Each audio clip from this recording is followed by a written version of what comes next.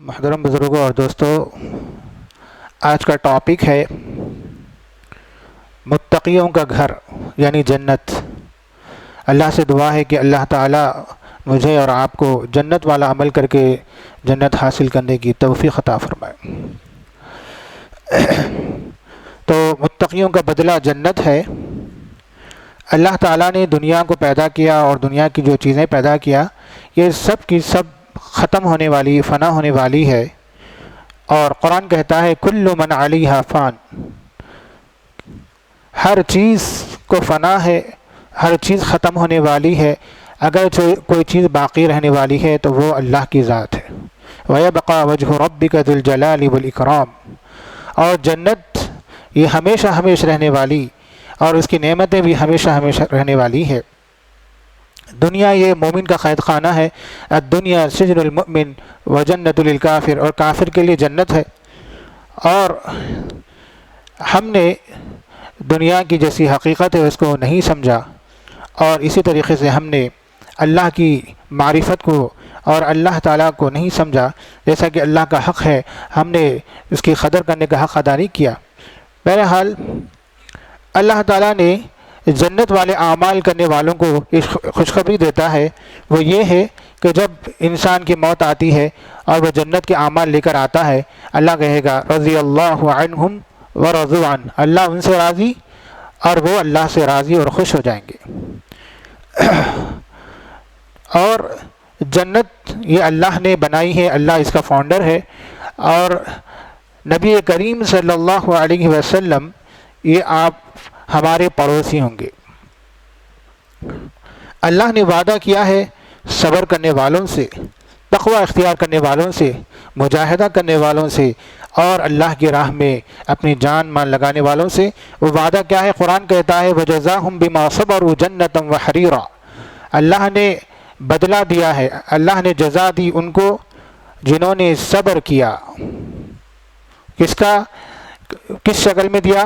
جنت اور ریشم۔ پھر فرمایا ان اللہ اشترى من المؤمنین انفسهم واموالهم بان لهم الجنہ، اللہ تعالیٰ نے انسان کے مال کو، انسان کی جان کو خرید لیا ہے، مومنوں کی جان اور مال کو خرید لیا ہے، کس کے عوض؟ کس کے بدلے میں؟ جنت کے بدلے میں۔ یعنی اگر ہم ایفرٹ کرتے ہیں، محنت کرتے ہیں اپنی جان سے، اپنے مال سے اللہ کی راہ میں اپنی زندگی کھپا دیتے ہیں، تو اس کا مطلب یہ ہوا کہ اللہ تعالیٰ ہماری چیزوں کو خرید رہا ہے۔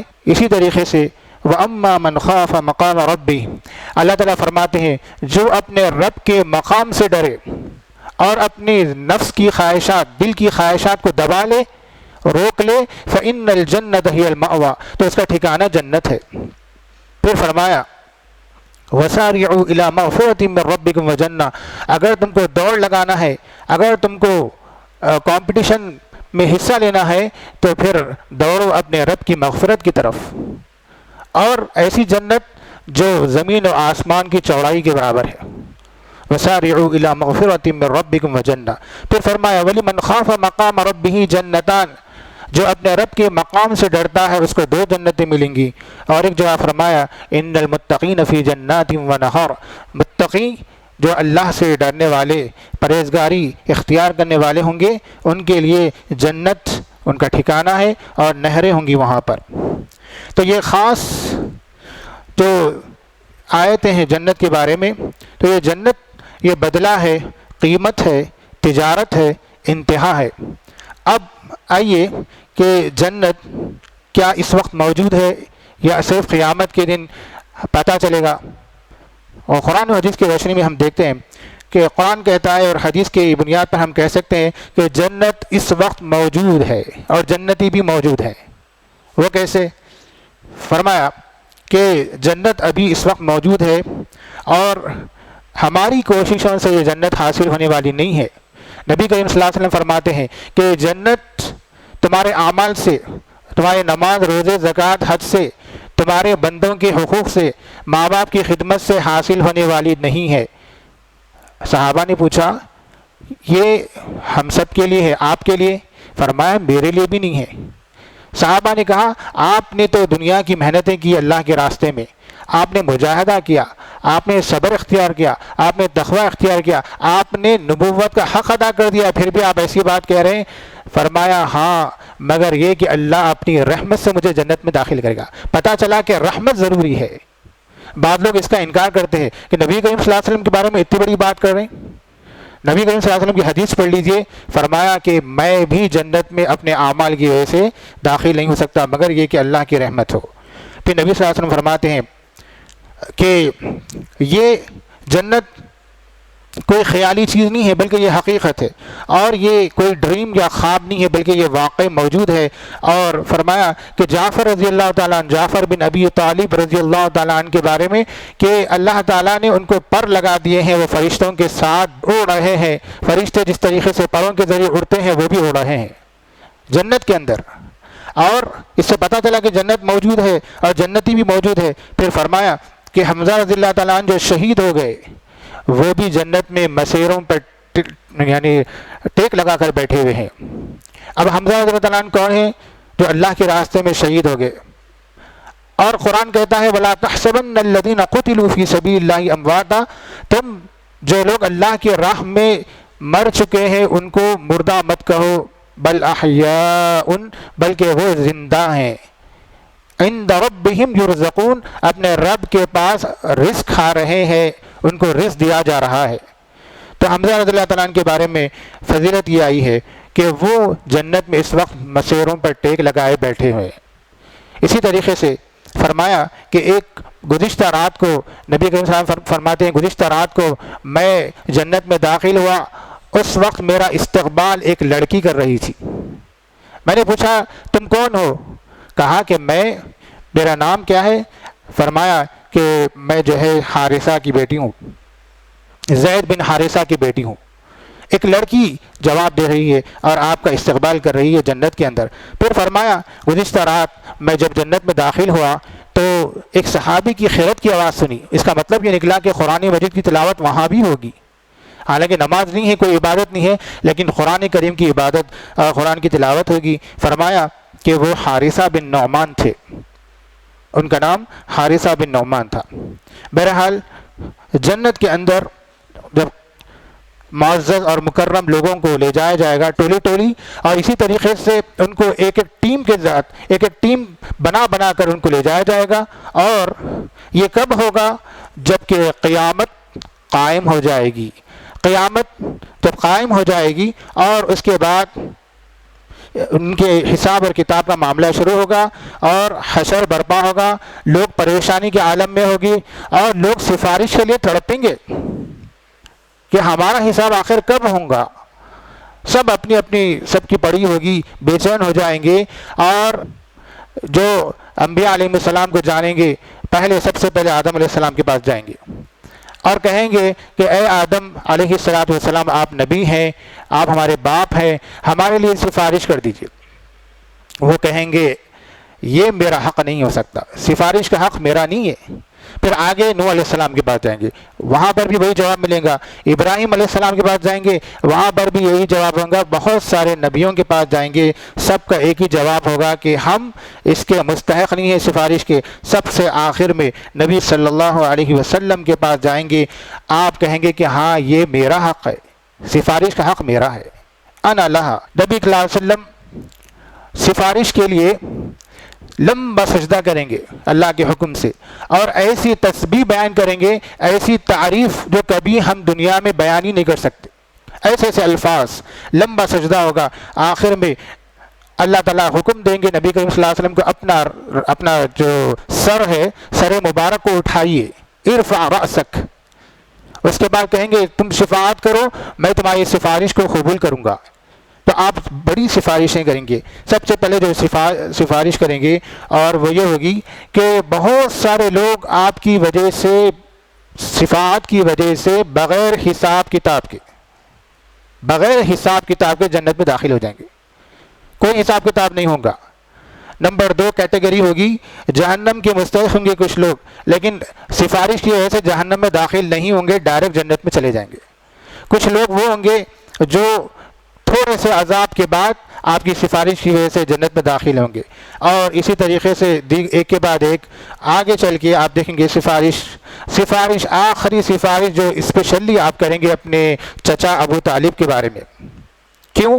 اس لیے کہ انہوں نے نبی کریم صلی اللہ علیہ وسلم کا جو ساتھ دیا اور آپ کے لیے ایک پہاڑ کے مانند کھڑے ہو گئے تھے مقابلے میں، آپ کے لیے دشمن وار نہ کرے، دشمن حملہ نہ کرے، اور ہر طریقے سے مدد کی، تو نبی کریم صلی اللہ علیہ وسلم ان کی سفارش کریں گے۔ لیکن آپ کو پتہ ہے کہ سفارش کے باوجود ان کی قبول نہیں ہوں گی۔ کیوں؟ اس لیے کہ جنت ایک ایسی جگہ ہے وہاں پر صرف توحید والے ہی جنت میں داخل ہو سکتے، مشرک کے لیے کوئی انٹری نہیں ہے، تو سفارش قبول نہیں ہوگی اور وہ جنت میں داخل نہیں ہو سکیں گے۔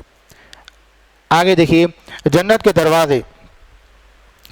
دروازے دنیا کی طرح نہیں ہوں گے، بلکہ وہاں پر جو استقبال ہوں گا، سلام علیکم طبتم، دروازے کھولنے کے بعد فرشتے باہر ٹھہریں گے مومنوں کے لیے اور کہیں گے کہ تم پر سلامتی ہو، سلام کریں گے وہ لوگ اور بولیں گے خوش ہو جاؤ اور اس کے اندر ہمیشہ کے لیے داخل ہو جاؤ۔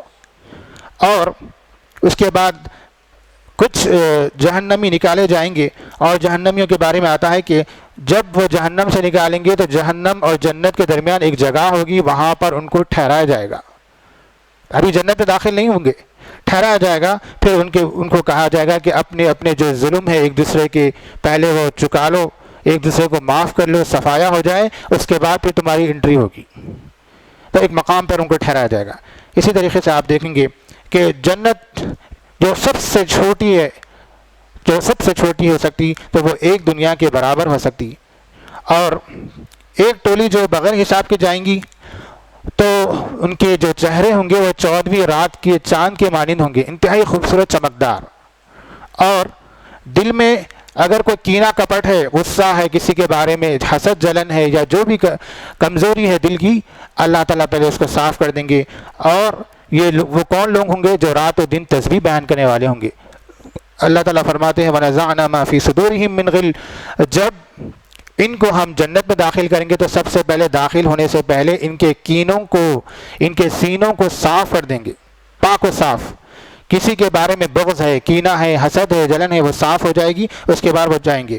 دوسری ٹولی جو ہوں گی ان کے بارے میں آتا ہے کہ چہرے ستاروں کی طرح روشن ہوں گے، بخاری کی روایت ہے، ستاروں کے مانند چمکیں گے، اور ان کی تعداد کتنی ہے؟ 70,000۔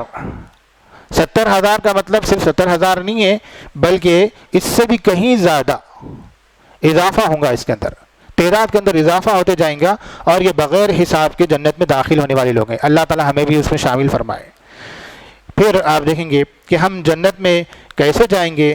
نبی کریم صلی اللہ علیہ وسلم نے فرمایا کہ جو اللہ کے ایک ہونے کی گواہی دیں گے، اور یہ کہ محمد صلی اللہ علیہ وسلم اللہ کے بندے اور رسول ہیں، یہ اگر گواہی دے لے کوئی اور اس کے اندر توحید ہو، شرک نہ ہو، شرک کا شائبہ نہ ہو، تو اہل سنہ والجماعت کا یہ عقیدہ ہے کہ اگر وہ کسی وجہ سے جہنم میں بھی داخل ہو گئے گناہوں کی وجہ سے، تب بھی کچھ مدت کے بعد اللہ تعالیٰ انہیں نکال دے گا اور پھر وہ جنت میں داخل ہوں گے۔ مسلم رحمۃ اللہ علیہ نے حدیث کو لایا ہے، فرمایا کہ جہنم میں نہ زندگی ہے نہ موت ہے، اور جو مسلمان جو اس طرح کی زندگی گزار رہا ہو تو آخرکار اس کو شفاعت کے بعد نکال دیا جائے گا اور جنت میں داخل کیا جائے گا۔ جو لوگ جہنم سے جنت میں جائیں گے تو ان کا ایک ٹائٹل دیا جائے گا، ان کو کہا جائے گا جہنمی، نام پڑ جائے گا، ان کے اوپر ایک دھبا رہے گا، سیاہ دھبا رہے گا کہ یہ ڈائریکٹ جنت میں جانے والا نہیں، یہ جہنم سے آیا، ویا جہنم، اس کا راستہ ایسا آیا ہے جہنم سے ہوتے، تو اس کا نام رکھا جائے گا جہنمی۔ پھر آگے ابو ہریرہ رضی اللہ تعالیٰ کہتے ہیں کہ جو لوگ جہنم سے گزرتے ہوئے جنت میں جائیں گے تو ان کے سجدوں کی نشانی کی وجہ سے، مطلب جو سجدے کے جو نشانات ہوتے اس کی وجہ سے فرشتے ان کو پہچان کر نکالتے جائیں گے، اور نبی کریم صلی اللہ علیہ وسلم فرماتے ہیں کہ اتنا حصہ جہنم میں نہیں جلے گا، سجدے کا حصہ، پیشانی کا اتنا حصہ جہنم میں نہیں جلے گا، اور آب حیات پانی کا نام ہے، اس سے ان کو پاک کیا جائے گا اور ان کو جنت میں داخل کیا جائے گا۔ ایک انٹرسٹڈ اور ایک انتہائی اہم ترین جو واقعہ ہے وہ آپ کے سامنے پیش کرتا ہوں۔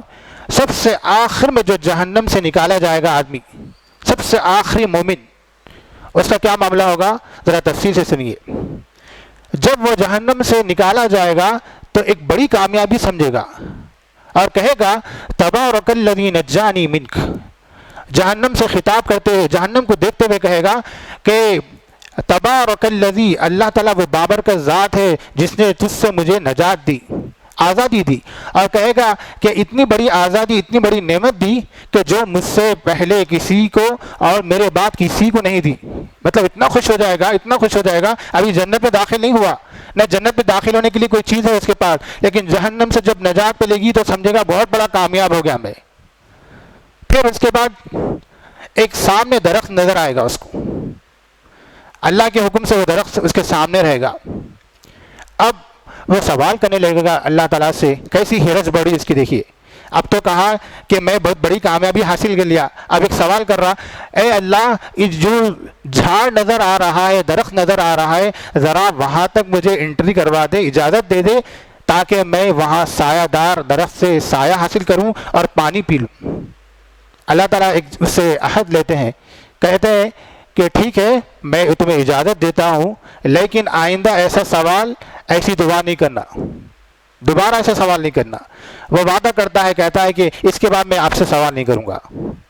جب وہاں پہنچتا ہے، درخت، ٹھنڈی ہوا، چھاؤں یہ سب ملے گی، پانی ملے گا، پھر ایک درخت نظر آئے گا سامنے آگے جو اس سے بہتر خوبصورت ہوگا۔ پھر سوال آئے گا، کیونکہ دیکھیے آدم علیہ السلام کی اولاد ہیں ہم، انسان ہونے کے ناطے ایک حرص پیدا ہوتا ہمارے اندر، ایک لالچ پیدا ہوتی۔ اب اللہ سے پھر سوال کرتا ہے، کہتا ہے کہ اے اللہ یہ جو سامنے کا درخت ہے بڑا پیارا ہے، ذرا وہاں تک پہنچا دیجیے، آئندہ میں سوال نہیں کروں گا۔ اللہ تعالیٰ کہیں گے ابھی تم نے مجھ سے وعدہ کیا تھا، پھر پلٹ گئے تم؟ کہے گا نہیں آئندہ ایسا سوال نہیں کروں گا، ذرا وہاں تک پہنچا دیجیے۔ اللہ تعالیٰ اسے اجازت دیں گے، کہیں گے اب تمہارے اندر صبر کا مادہ نہیں ہے، ٹھیک ہے جاؤ، آئندہ سوال نہیں کرنا۔ جب وہاں پہنچے گا اور اسی طرح سے وہ نعمتیں حاصل کرے گا، پانی سے اور درخت کی جو بھی لذتیں ملیں گی وہ ملیں گی، پھر ایک نظر آئے گا جو جنت کے بالکل قریب کا درخت ہوگا اور دونوں درخت سے بہترین خوبصورت۔ اب اس کے اندر بڑی بے چینی شروع ہو گئی، کہے گا کہ اے اللہ یہ جو درخت ہے انتہائی دو خوبصورت درختوں سے بھی بڑا خوبصورت ہے، ذرا وہاں پہنچا دیجیے، آئندہ میں اب سے کوئی سوال نہیں کروں گا۔ اللہ تعالیٰ کہیں گے ابھی تو نے 2 مرتبہ سوال کیا اور وعدے پہ وعدہ کیا، پھر اللہ تعالیٰ کہیں گے اچھا ٹھیک ہے آئندہ اس کا سوال نہیں کرنا۔ جب وہاں پہنچا دیں گے، وہاں پہنچنے کے بعد اس کو جنت کے لوگوں کی آوازیں سننے آئیں گی، بڑا بے چین ہو جائے گا، جنت کی نعمتیں کھا رہے ہیں، آوازیں آ رہی ہیں، خوشیوں کا ٹھکانہ نہیں ہے جنتیوں کا۔ اب وہ بڑا بے چین ہو جائے گا، کہے گا اے اللہ جنتیوں کا ایسا منظر میں نے دیکھا نہیں کبھی، ذرا وہاں تک پہنچا دیجیے۔ دروازے کے بالکل قریب، جنت کے دروازے کے قریب ہے۔ اللہ تعالیٰ کہیں گے اب یہ تو صبر کرنے والا نہیں دکھ رہا، تو کہیں گے اچھا ٹھیک ہے تم کو میں ایک دنیا اور اس کے برابر نعمتیں دے دوں؟ تو جواب میں کیا کہے گا؟ کہے گا کیا اللہ مجھ سے آپ مذاق کر رہے ہیں؟ اتستہزئ بن وانت رب العالمین، آپ تو رب العالمین ہیں، میرے سے مذاق تو نہیں کر رہے آپ؟ بڑا تعجب کرے گا وہ، اور اس پر صحابی ہنس پڑے۔ صحابہ نے پوچھا کہ آپ کیوں ہنس رہے؟ کہا کہ نبی کریم صلی اللہ علیہ وسلم اس بات پر ہنس گئے کہ رب العالمین ہوتے ہوئے آپ مذاق تو نہیں کر رہے؟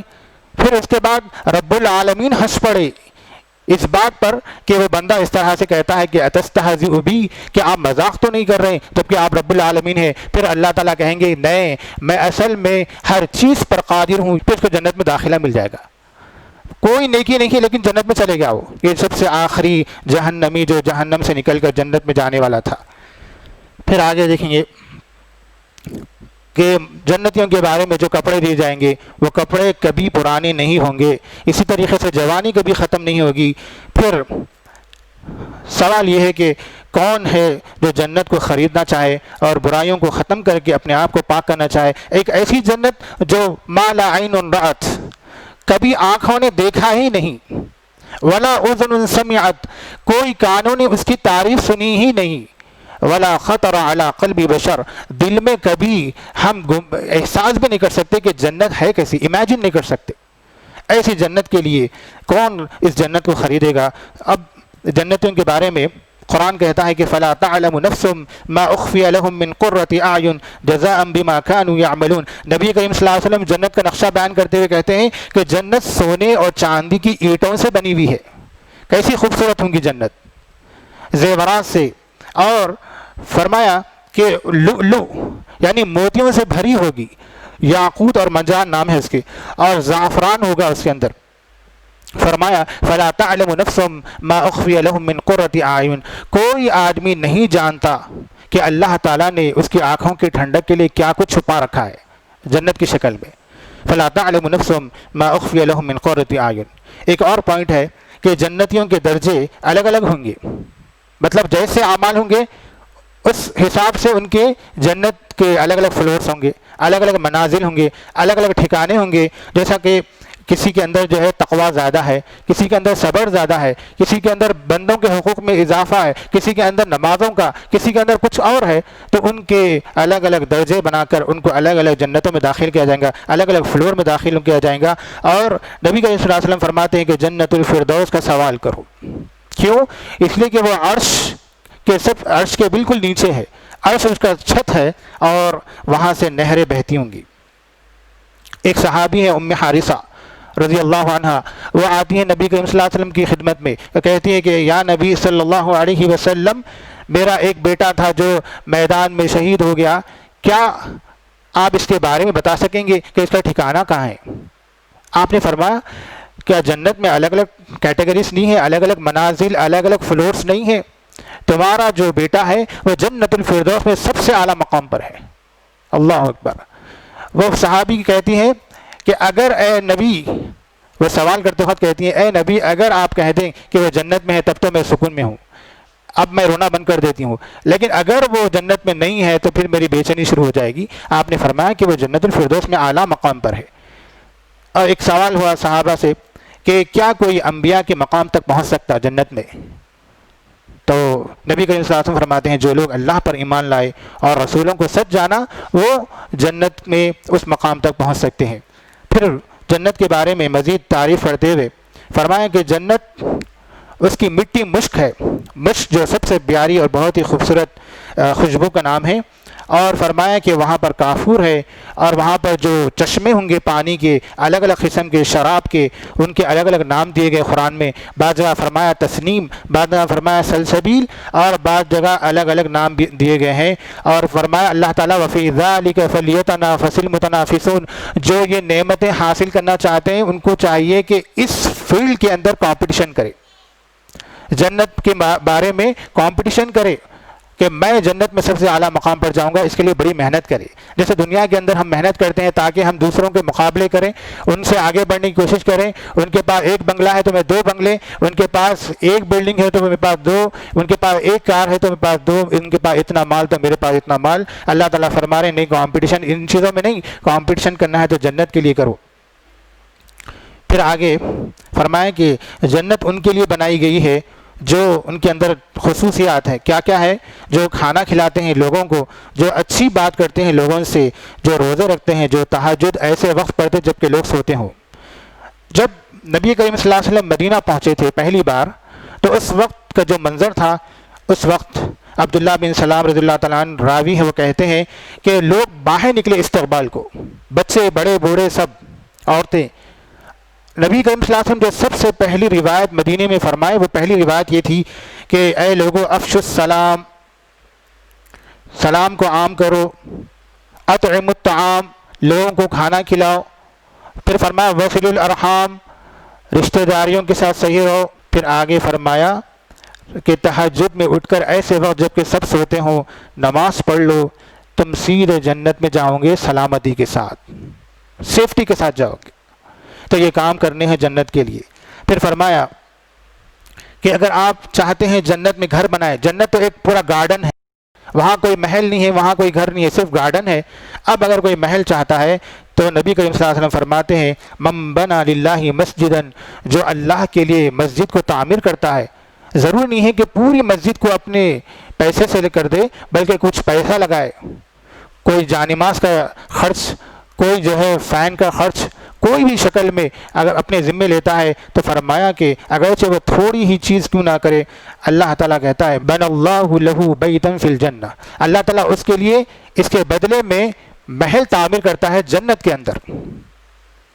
مسجد کی خدمت بہت بڑی چیز ہے، یہ نسائی کی روایت ہے۔ اسی طریقے سے ایک روایت ملتی ہے کہ جو ہم نمازوں کے اندر سنت مؤکدہ کا اہتمام کرتے ہیں، سنت مؤکدہ اگر یہ کوئی پڑھتا ہے پابندی سے، اللہ کے رسول صلی اللہ علیہ وسلم فرماتے ہیں یہ 12 رکعت ہیں، ان کی پابندی کرنے والے کے لیے بھی وہی اجر ہے جو مسجد کو بنانے والے کا اجر ہے۔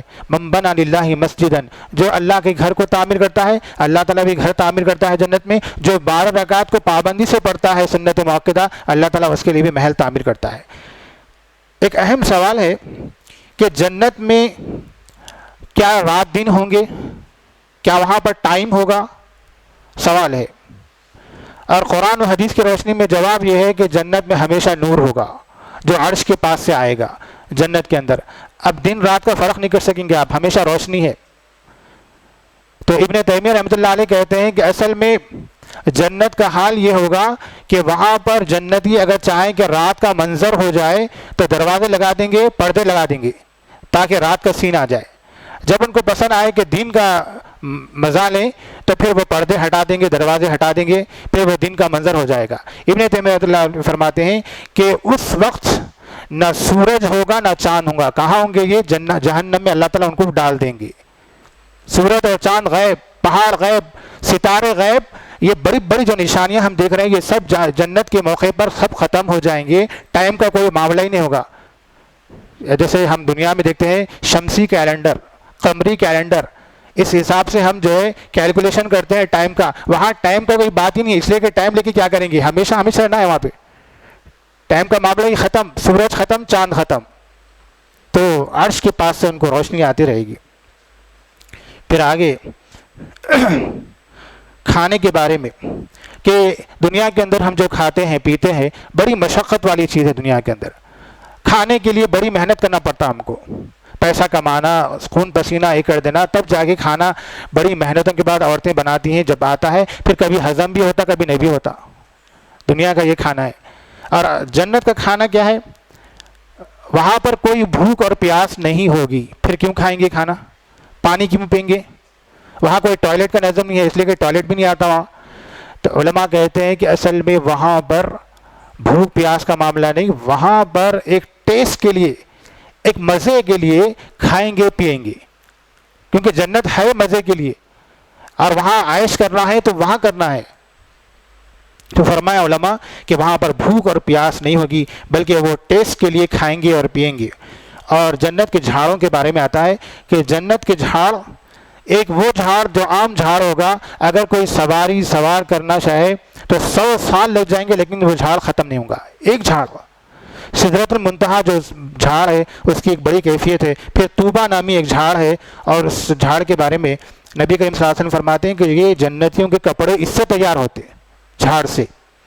اور ایک اہم جو بات آتی ہے جنت میں وہ یہ کہ جنتی جنت میں عیش کریں گے اور مزے کریں گے، آرام کریں گے، سکون حاصل کریں گے، لیکن چونکہ آدم کے بیٹے ہیں وہاں پر ان کا ابھی پیٹ نہیں بھرے گا، ایک عجیب سی بے چینی ہوگی، تمنائیں کریں گے، بڑی بڑی خواہشات کریں گے اللہ سے۔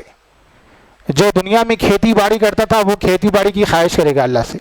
قرآن کہتا ہے وَلَكُمْ فِيهَا مَا تَشْتَهِي أَنفُسُكُمْ، تم جو چاہو جنت میں تمہاری خواہش پوری ہو جائے گی۔ اب وہ خواہش کرنے لگے گا بندہ، کہے گا کہ دنیا میں اللہ میں کھیتی باڑی کرتا تھا، مجھے بھی ایک کھیتی باڑی چاہیے، لگا کے دے دو آپ۔ اللہ تعالیٰ کہیں گے ساری نعمتیں موجود ہیں تمہارے پاس، اب کیا چیز کی کمی ہے؟ اب تم محنت مشقت کیوں کرنا چاہ رہے ہیں؟ تم کو آرام کے لیے یہاں لایا گیا، کہے گا نہیں مجھے خواہش ہے بس۔ اللہ تعالیٰ اس کو کھیتی باڑی کا موقع دیں گا، چند سیکنڈوں کے اندر وہ کھیتی تیار ہو جائے گی، وہ اپنا پھل اور پھول آنکھوں سے دیکھے گا۔ دنیا کے چند سیکنڈ، وہاں تو کوئی سیکنڈ نہیں ہے۔ اسی طریقے سے ولد، کوئی لڑکا کی خواہش کرے گا، جنت میں مجھے لڑکا چاہیے۔ اب نبی صلی اللہ علیہ وسلم فرماتے ہیں کہ جو جنتی جنت میں یہ خواہش کرے گا کہ مجھے اولاد ہو، اللہ تعالیٰ ایک سیکنڈ کے اندر، دنیا کے ایک سیکنڈ کے اندر اس کو جو ہے حمل بھی ہو جائے گا، حور کو، عورت کو حمل بھی ہو جائے گا، اور ایک سیکنڈ میں ڈلیوری بھی ہو جائے گی۔ اس کا مطلب یہ نکلا کہ جنت میں بھی جو ہے وہاں پر تمنا ہو سکتی ہے اولاد کی۔ پھر آگے ہم دیکھتے ہیں کہ وہاں پر حور کا کام، وہاں ابن عمر رضی اللہ عنہ کہتے ہیں کہ گانے گائیں گی حور، ان کا ٹائم پاس کرنے، ان کا دل لگانے۔ جنت میں بےہودہ باتیں نہیں ہوں گی، وہاں ایک دم جو ہے پیور اور ایک دم اسلامک اور ایک دم سمجھیے کہ سلامتی والی چیزیں ہوں گی۔ تو گانے انتہائی بہترین آواز میں حور جو ہے اپنے شوہروں کو سنانے کے لیے وہ گائیں گی، اور ان کی عمر جو ہے انتہائی کم ہوگی اور وہ کماری ہوں گی۔ اور ان کی عمر کے بارے میں فرمایا وَكَوَاعِبَ أَتْرَابًا وَكَأْسًا دِهَاقًا، آپ سورہ نبا میں سنے ہوں گے۔ اور حور کے بارے میں کہ وہ خیموں میں ہوں گے، ٹینٹ میں ہوں گے، اور ان کی آنکھیں بڑی ہوں گی، سفید ہوں گی ایک دم، اور ان کے دیدے بالکل کالے ہوں گے۔ فرمایا وحور عین کامثال اللؤلؤ المکنون جزاء بما كانوا يعملون۔ سورہ رحمان میں فرمایا لم یطمثهن انس قبلهم ولا جان، کہ ایسی حور کہ جس کو نہ انسان نے کبھی چھوا نہ جن کبھی چھوئے، ایک دم صاف ستھری، اور شوہروں سے بڑی محبت کرنے والی حور ہوں گی۔ اگر حور زمین والوں پر ایک نظر ڈالنا چاہے اور وہ ڈال دے تو پوری زمین کے اندر ایک قسم کی روشنی آئے گی، اور وہ حور کی وجہ سے انتہائی خوبصورت منظر ہو جائے گا، اور انتہائی جو ہے ایسی خوشبو جو کبھی آپ نے سنائی نہیں پوری دنیا میں پھیل جائے گی۔ آپ تعجب کریں گے، لیکن یہ قرآن کہتا ہے کہ لا ریب فیہ، یہ قرآن کی ایک آیت پہ بھی آپ شک نہیں کر سکتے، لا ریب فیہ۔ ھدی للمتقین، متقیوں کے لیے یہ ہدایت ہے قرآن، الذین یؤمنون بالغیب، جو غیب پر ایمان رکھتے ہیں۔ یہ غیبی باتیں ہیں جنت کی، تو ہم کو ایمان لانا پڑے گا، اس کے اندر ذرا بھی ڈاؤٹ نہیں ہونا چاہیے۔ اگر آپ کو حور کے بارے میں تفصیلی معلومات ہونا ہے تو ایک کتاب ہے ابن القیم رحمۃ اللہ علیہ کی، امام ابن القیم الجوزی رحمہ اللہ کی کتاب ہے الکافیہ الشافیہ۔ الکافیہ الشافیہ میں انہوں نے حور کے بارے میں سر سے لے کر پیر تک کی تمام خوبیوں کو بیان کیا۔ انہوں نے یہ موقع نہیں ہے، یہ نوجوانوں کی محفل میں، یہ مسجد کے اندر یہ موقع نہیں ہے کہ ہم حور کے بارے میں تعریف کریں۔ یہاں پر ایسی عجیب کبھی آپ نے سوچا بھی نہیں ہوگا، اور انہوں نے قرآن و حدیث سے پیش کیا۔ اس کے بال کیسے ہوں گے، اس کے انگوٹھے کیسے ہوں گے، ایک اس کا جو ہے ذرہ برابر بھی اگر کچھ ہے جسم کے اندر، وہ تمام خوبیوں کو انہوں نے بیان کر دیا۔ لہٰذا اس سلسلے میں بڑی محنت کی ضرورت ہے کہ ہم نعمتوں اگر حاصل کرنا چاہتے ہیں جنت کی، تو بڑی محنت کی ضرورت ہے، عمل کی ضرورت ہے، صبر اور اطاعت کی ضرورت ہے۔ اور مزید 2 نعمتیں باقی رہ گئی، میں آپ کے سامنے سنا دیتا ہوں۔ جنت کے اندر یہ تمام چیزیں ملنے کے بعد اللہ تعالیٰ ایک اعلان کرے گا جنتیوں سے کہ اے جنتیوں، کیا تم لوگ خوش ہو؟ وہ لوگ جواب میں کہیں گے کہ اللہ آپ نے اتنی نعمتیں دی تو ہمیشہ کے لیے خوشی ہے، آرام ہے۔ کہے گا کہ نہیں، ایک اور تمہارے لیے نعمت ہے، وہ یہ ہے کہ میں ہمیشہ کے لیے تم سے راضی اور خوش ہو گیا، اب آئندہ کبھی کوئی تمہارے سے ناراضگی باقی نہیں رہے گی۔ فلا اسخط علیکم احدا ابدا، کبھی قسم کی کوئی ناراضگی کا سوال ہی نہیں ہوگا، اللہ ہمیشہ خوش ہو جائے گا، راضی ہو جائے گا۔ ایک اور نعمت جو سب سے آخری نعمت ہوگی وہ یہ ہے کہ اللہ تعالیٰ کا دیدار، رؤیت اللہ، لوگ اللہ کو دیکھیں گے۔ اب اللہ تعالیٰ اپنا پردہ ہٹا کر ان کے سامنے اللہ تعالیٰ جو ہے دیدار کرائے گا، اور جب دیدار ہوگا تو جنت کی تمام نعمتیں اس کے سامنے ہیچ معلوم ہوگی۔ اللہ تعالیٰ ہم سب کو نصیب فرمائے۔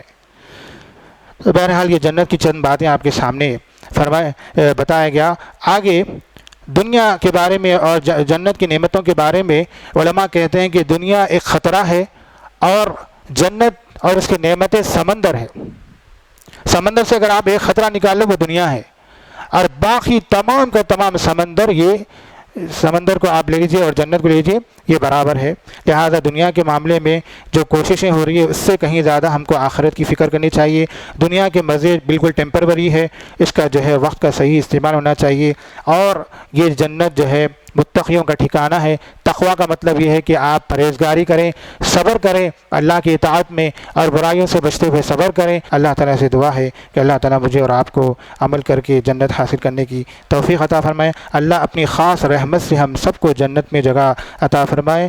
بارک اللہ لی ولکم فی القرآن العظیم ونفعنی وإیاکم بالآیات والذکر الحکیم، انہ هو الغفور الرحیم۔